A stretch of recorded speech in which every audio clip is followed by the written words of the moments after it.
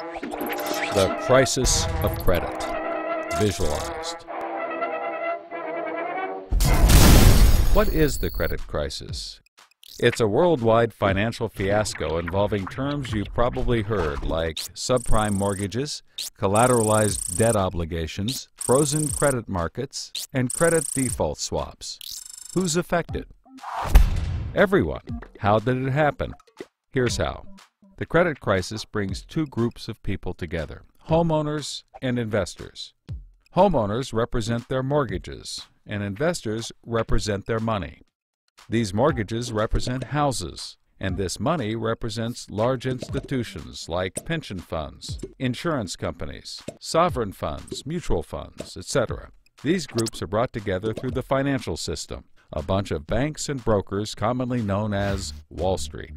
While it may not seem like it, these banks on Wall Street are closely connected to these houses on Main Street.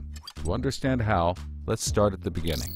Years ago, the investors are sitting on their pile of money, looking for a good investment to turn into more money. Traditionally, they go to the U.S. Federal Reserve, where they buy Treasury bills, believed to be the safest investment. But in the wake of the dot-com bust in September 11th, Federal Reserve Chairman Alan Greenspan lowers interest rates to only 1% to keep the economy strong. 1% is a very low return on investment, so the investors say, no thanks. On the flip side, this means banks on Wall Street can borrow from the Fed for only 1%. Add to that general surpluses from Japan, China, and the Middle East, and there's an abundance of cheap credit. This makes borrowing money easy for banks and causes them to go crazy with leverage. Leverage is borrowing money to amplify the outcome of a deal. Here's how it works. In a normal deal, someone with $10,000 buys a box for $10,000. He then sells it to someone else for $11,000. For a $1,000 profit, a good deal. But using leverage, someone with $10,000 would go borrow $990,000 more dollars, giving him $1 million in hand. Then he goes and buys 100 boxes with his $1 million and sells them to someone else for $1,100,000. Then he pays back his $990,000 plus $10,000 in interest. And after his initial $10,000, he's left with a $90,000 profit versus the other guy's $1,000. Leverage turns good deals into great deals. This is a major way banks make their money. So Wall Street takes out a ton of credit, makes great deals, and grows tremendously rich, and then pays it back. The investors see this and want a piece of the action, and this gives Wall Street an idea.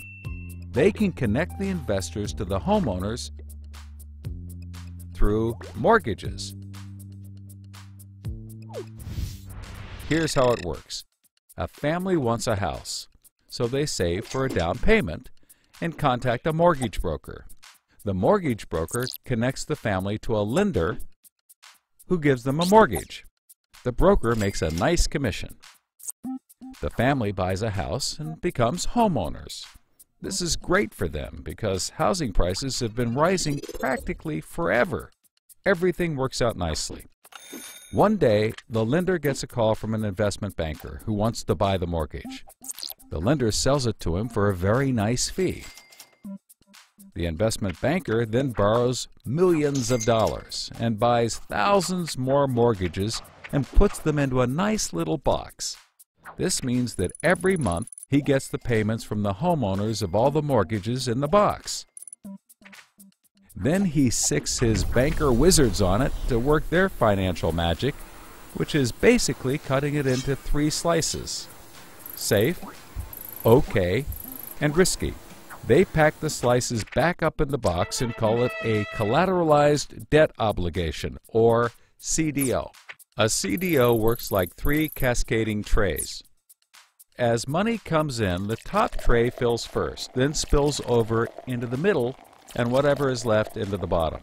The money comes from homeowners paying off their mortgages.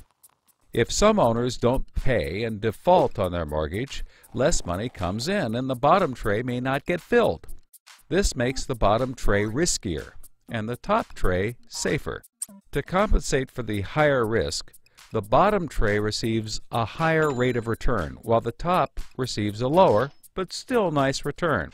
To make the top even safer, banks will insure it for a small fee called a credit default swap.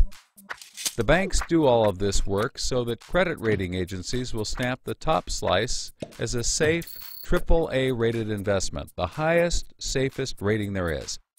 The OK slice is BBB, still pretty good, and they don't bother to rate the risky slice. Because of the AAA rating, the investment banker can sell the safe slice to the investors who only want safe investments. He sells the OK slice to other bankers, and the risky slices to hedge funds and other risk takers. The investment banker makes millions. He then repays his loans. Finally, the investors have found a good investment for their money, much better than the 1% Treasury bills. They're so pleased they want more CDO slices.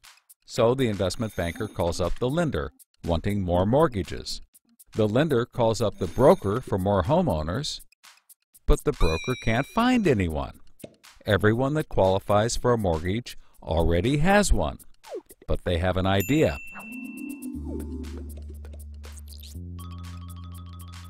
When homeowners default on their mortgage, the lender gets the house, and houses are always increasing in value.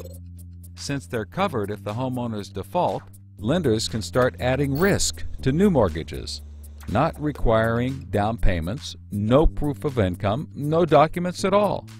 And that's exactly what they did. So instead of lending to responsible homeowners, called prime mortgages, they started to get some that were, well, less responsible. These are subprime mortgages. This is the turning point.